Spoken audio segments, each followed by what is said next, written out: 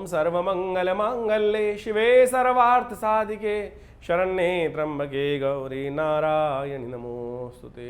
सर्वाबाधा विनिर्मुक्तो धनधान्य सुतान्विता मनुष्यो मत्प्रसादेन भविष्यति न संशया। देखिए नमस्कार, स्वागत है आपका और आज हम उपस्थित हैं आपके समक्ष सिंह राशि वालों के लिए कैसा रहेगा सितंबर का अंतिम भाग। ये समस्त प्रकार के ग्रहों के योगायोग क्या बन रहे हैं और कैसे रहेंगे आपके लिए, ये सारी बातें बताने के लिए। तो सिंह राशि वालों विशेष तौर पर आप समझ लीजिए सितंबर के अंतिम समय में कई ग्रहों के योग परिवर्तन की तरफ जा रहे हैं। ऐसे में सबसे इंपॉर्टेंट भाव है आपकी राशि में मंगल। मंगल आपके भाग्य के स्वामी हैं, मंगल आपके सुख के भाव के स्वामी हैं, मंगल आपके इन दिनों धन भाव में चल रहे हैं। और ऐसे में जब मंगल अस्त हो जाएंगे तो इन सब भावों में कहीं ना कहीं कष्ट देने के योग बना सकते हैं। भाग्य का स्वामी अस्त होने जा रहा है सूर्य के साथ चलने के कारण से। तो आपको बहुत विशेष रूप से समझ लेना चाहिए कैसे कुछ योग आपके लिए बनने वाले हैं, कैसे आपकी कहीं सेविंग्स पे कोई सेंधता ना लग जाए, इस बात का ध्यान रखना है। सेविंग्स का ध्यान रखते हुए कार्य करने की ज़रूरत है। सिंह राशि वालों आपकी राशि के अनुसार से कई ग्रहों के योगा योग बन रहे हैं और साथ साथ ये जो आखिरी सितंबर का जो विशेष तौर पे समय है ये बहुत महत्वपूर्ण है। कई अद्भुत योग लेके आया है। महालक्ष्मी के व्रत आरंभ हो जाएंगे, श्राद्ध आरंभ हो जाएंगे, अनंत चतुर्दशी आएगी। लेकिन कौन सा मुहूर्त इसमें ऐसा है कि उस समय एक छोटा सा कार्य कर लिया जाए। तो कहा जाता है ना, एक घड़ी आधी से पुनिया तुलसी संगत साथ की हरे कोट अपराध। तो कौन सा छोटा सा कर्म है उन शुद्ध सिद्ध तिथियों में कर लिया जाए, कब कर लिया जाए, कैसे कर लिया जाए, उसका विधान हम सब आपके इस कार्यक्रम के माध्यम से हम आपके समक्ष रखने वाले हैं। तो सिंह राशि वालों सबसे पहले समझ लो कि 21 तारीख को ग्रहों का योगा योग क्या कहता है। 21 तारीख को सितंबर सिलसिलेवार तरीके से समझ लीजिए सितंबर में कैसा अंतिम भाग में कैसा रहेगा। सबसे पहले 21 सितंबर पंचांग के अनुसार से षष्ठी तिथि, गुरुवार का अवसर, चंद्रमा वृश्चिक राशि में, सूर्य षष्ठी का योग, साथ साथ सर्वार्थ सिद्ध योग भी विद्यमान है जो सूर्योदय के साथ आरंभ हो जाएगा और दोपहर को करीब 3:34 तक चलेगा। ग्रह योग आपके लिए विशेष तौर पर अनुकूल बना हुआ है, लेकिन थोड़े खर्चे बढ़ाने वाला है। अननेसेसरी खर्चे ना जिम्मे में पड़े। सुख की आकांक्षा में बहुत सारी चीज़ों को आप बेकार खर्चे ना कर दें, इस बात का ध्यान रखिएगा। चंद्रमा इस प्रकार का योग बना रहा है, वो थोड़ा सावधान रहते हुए कार्य करने की आपको ज़रूरत है। बेकार के खर्चों से बचने का प्रयास करें। बहुत ज़्यादा महत्वाकांक्षा आपको परेशानी डाल सकती है, इस बात का भी ध्यान रखते हुए कार्य करना चाहिए। थोड़ा सा अपने जीवन साथी को प्रसन्न रखते हुए कार्य करेंगे तो बहुत सुंदर रहेगा। आगे बात कर लेते हैं और ग्रहों का योग देख लेते हैं आपके लिए कैसा रहेगा। 22 तारीख को ग्रहों का योग क्या बता रहा है। उस दिन ग्रह योग बता रहा है कि सप्तमी तिथि है, शुक्रवार का अवसर है, धनु राशि में विशेष तौर पर चंद्रमा का पदार्पण होगा दोपहर के मध्याह्न के बाद। ये आपके लिए बहुत अनुकूल रहेगा। चंद्रमा के साथ गजकेसरी योग विद्यमान होगा, धन लाभ के योग बनाएगा, प्रबल सफलता के योग दे सकता है। आगे बढ़ने के अवसर आपको पूर्ण रूप से प्रयास करना चाहिए। केवल अपने अंदर श्रद्धा, विश्वास, भगवती का, भगवान का पूजन ये रखने का प्रयास। धर्म के साथ जितना रहेंगे, धर्मयुक्त कार्य जितना करेंगे, उतना ज़्यादा लाभ प्राप्ति के योग, धन आगमन के योग बन सकते हैं। इस दिन भद्रा विद्यमान रहेगी करीब दोपहर को 1:54 से। तो उसके बाद नया कार्य आरंभ न करें, इस बात का ध्यान रखें।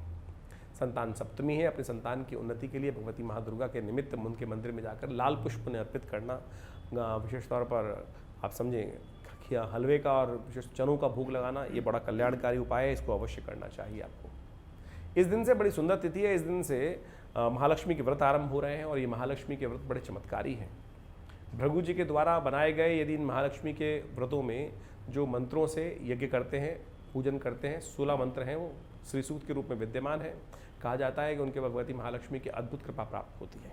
ये 16 दिवसीय जो अनुष्ठान है विशेष तौर पर बड़ा ही वैज्ञानिक है, परिष्कृत अनुष्ठानिक ढंग से किया जाना चाहिए। जो करते हैं वैज्ञानिक, ये अनुष्ठान जो है होता है वो विज्ञान के अनुसार चलता है, मंत्र विज्ञान के अनुसार चलता है। उसमें एक एक पद्धति बहुत सुंदर तरीके से बनाई जाती है। हम केवल श्रद्धा भाव को रखते हुए विधि को केवल लिपापोती करने का प्रयास कर लेते हैं, फिर वो अनुष्ठान नहीं होता।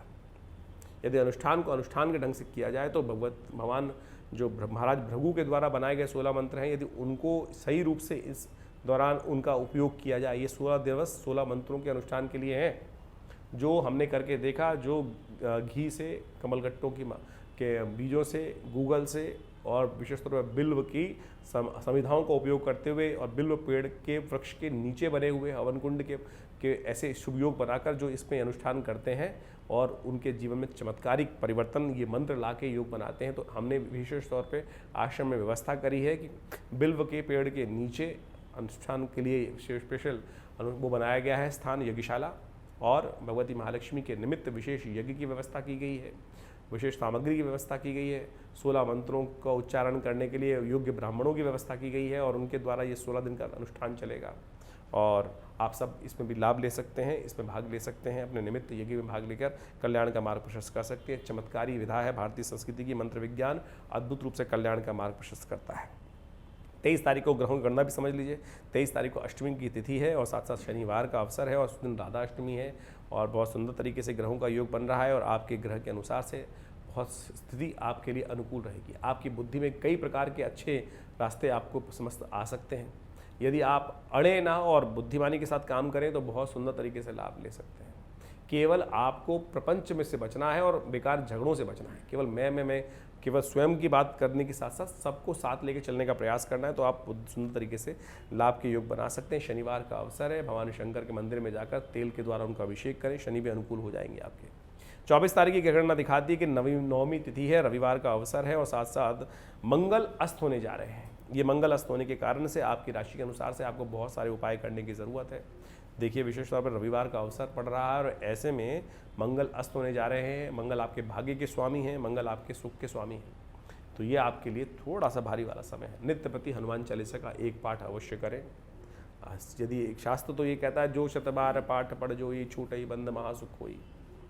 देखिए, आप पूरी श्रद्धा के साथ यदि एक बार भी कर लेंगे ना, तब भी आपको वही लाभ पड़ सकता है, तो इस बात का ध्यान रखते हुए कार्य करें। सुंदरकांड का पाठ कर सकते हैं।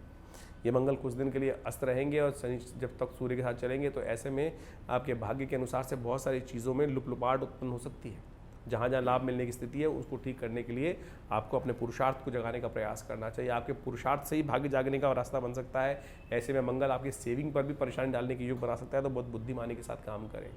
ऐसे में अपने जीवन साथी को जितना प्रसन्न रखते हुए कार्य करेंगे, आपके लिए सबसे सुंदर बात यह है कि आपकी किस्मत का जो साथ है वो आपके जीवन साथी के हाथ में है, तो उनको प्रसन्न रखने का प्रयास कीजिए और साथ सुंदर तरीके से आप नेगेटिव मत सोचिएगा।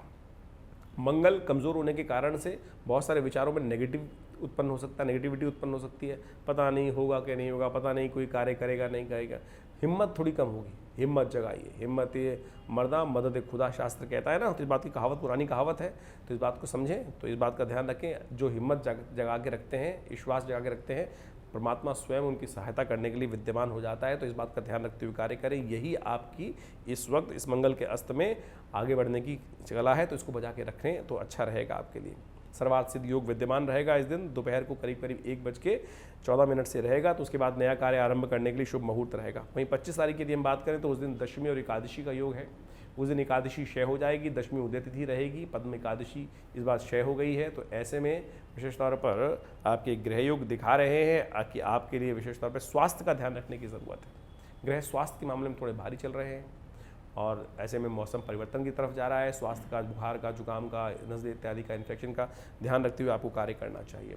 सोमवार का अवसर है और एकादशी का अवसर है, तो शालिग्राम जी की विशेष तौर पर पंचामृत बनाकर उनको अभिषेक करें और उस चरणामृत को ग्रहण करें श्रद्धा के साथ।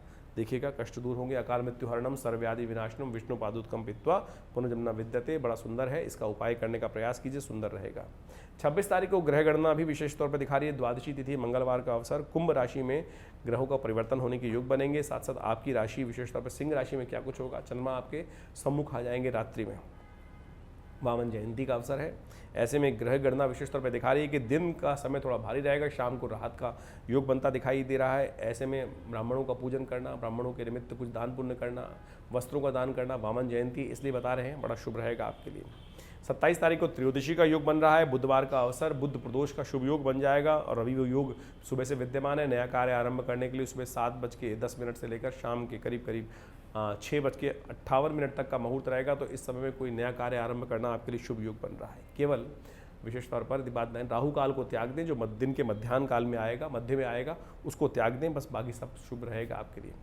ग्रह योग आपके लिए दिखा रहा है विशेष तौर पर परिवर्तन का समय है। बहुत सारी चीज़ों का आपके मनो मस्तिष्क में बहुत सारे विचार नए आ सकते हैं और वो आपके लिए आगे बढ़ने में बहुत सहायक रहेंगे, तो इसलिए मन में आ रहे विचारों को तवज्जो देने का प्रयास करें, उनको ऐसे ही निष्क्रिय ना कर दें। विचार जो आता है वो कहीं ना कहीं पॉजिटिविटी के साथ केवल उसको ग्रहण करने की आवश्यकता है। इस वक्त पुरुषार्थ की ज़रूरत है, तो उसके लिए आप कुछ उपाय भी कर लेंगे तो बहुत सुंदर रहेगा। देखिए, त्रयोदशी तिथि है, बुधवार का अवसर है, प्रदोष बन गया है। ऐसे में अपने व्यावसायिक उन्नति प्राप्त करने के लिए शाम को भगवान शंकर का अभिषेक ओम नमः शिवाय का जप करते हुए सूर्यास्त होने के बाद से लेकर करीब करीब 48 मिनट का समय रहेगा, उसमें अवश्य करने का प्रयास कीजिए, वो आपके लिए सुंदर रहेगा।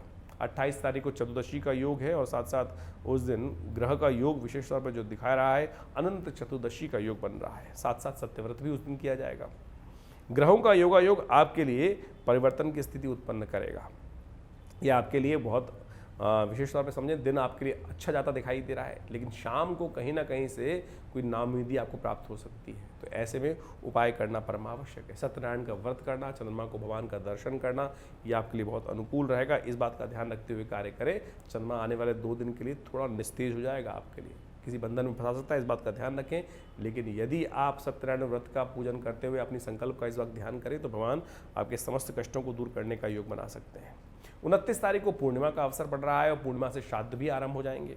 ऐसे में ग्रहों का योगायोग आपकी राशि के अनुसार से दिखा रहा है। समय थोड़ा भारी है, बेकार के खर्चों को बचाने का आपको प्रयास करना चाहिए। कहीं ना किसी बंधन में आप ना फंसें, कोई ना कोई आपको थोड़ा सा ऐसा रहेगा, मन थोड़ा जकड़ा जकड़ा महसूस करेगा। हर चीज़ों में ऐसा लगेगा कि चीज़ें आपके अनुकूल नहीं हो रही हैं और उसमें थोड़ा सा आप छटपटाहट महसूस कर सकते हैं। कोई नहीं, सब दिन एक समान नहीं होते, समय बदलेगा, परिवर्तन के योग बनेंगे। श्राद्ध आरंभ हो गए हैं, पूर्णिमा का श्राद्ध रहेगा। अपने पूर्णिमा के श्राद्ध के निमित्त आपको अवश्य अपने जो पितृजन हैं उनके निमित्त तर्पण पूजन सब करने का सुंदर व्यवस्था बनानी चाहिए। श्राद्ध भारतीय संस्कृति में एक ऐसे अद्भुत विधान को बताते हैं कि हमारे जो प्रत्यक्ष रूप से इस वक्त हमारे साथ लोग हैं उनके साथ साथ हमें उन पूर्वजों के निमित्त भी कर्म करना चाहिए, वो हमारे साथ ही रहते हैं। ये विज्ञान है अद्भुत, कोई और समझता नहीं। भारतीय संस्कृति ने इसको समझा और इसके निमित्त कार्य किया।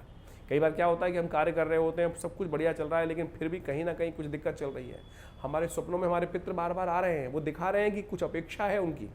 तो यदि वो आते हैं बार बार तो समझ लीजिए कहीं ना कहीं पितृ ऋण संबंधी समस्या है।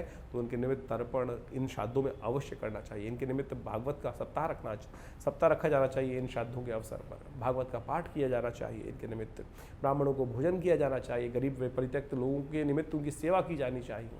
ये सारे उपाय कर कर आप श्राद्ध के निमित्त कार्य कर सकते हैं। हमने विवेकानंद योगाश्रम में सुंदर तरीके से व्यवस्था रखी है कि जो लोग अपने पितरों के निमित्त गायत्री का जप, तर्पण इत्यादि नहीं करा पा रहे हैं घर में, वो यहाँ करा सकते हैं और सुंदर तरीके से अपने पितरों के निमित्त पितृ ऋण से मुक्ति का प्राप्त विधान जान सकते हैं। फ़ोन नंबर्स आपके सामने स्क्रीन पर चल रहे हैं, उस संपूर्ण तिथि को समझ लीजिए। 30 तारीख को ग्रह गणना विशेष तौर पर दिखा रही है कि उस दिन आश्विन का महीना आरंभ हो जाएगा और प्रतिपदा और द्वितीया का श्राद्ध एक साथ रहेगा। ग्रह इस दिन आपके लिए थोड़े भारी दिखाई देते हैं, तो आपको थोड़ा स्वास्थ्य का ध्यान रखते हुए कार्य करने की ज़रूरत है। और किसी भी काम में करते वक्त इस बात का ध्यान रखें कि कोई बंधन में ना फंसें। कोई व्यक्ति आपको बांधने का प्रयास कर सकता है आपके निमित्त, तो आपको बहुत सोच समझ कर कार्य करने की ज़रूरत है। इस समय में ग्रह थोड़ा भारी चल रहा है।